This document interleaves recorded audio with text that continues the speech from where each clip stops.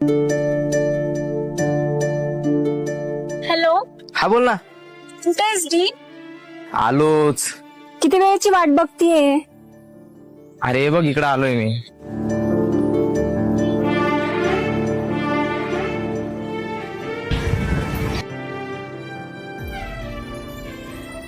काय झालं?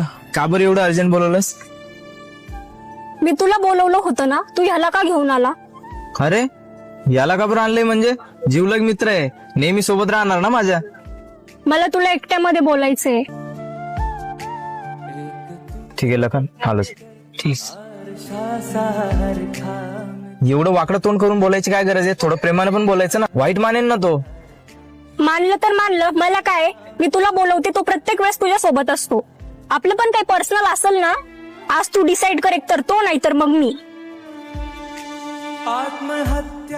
हे बघ पूर्वा, तो आहे ना माझा जीवलग मित्र आहे. त्याची जागा माझ्या स्वतःपेक्षा पण अगोदर आहे. माझ्या आयुष्यात जेव्हा सगळे जग हसत होता ना, तेव्हा खंबीरपणे उभा राहणारा आणि साथ देणारा एकमेव मित्र आहे माझा.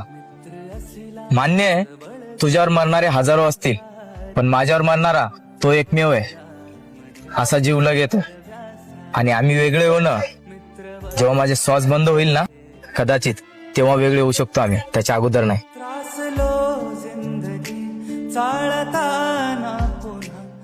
बोललो होतो ना, मुलीच्या चक्करात पडू नको.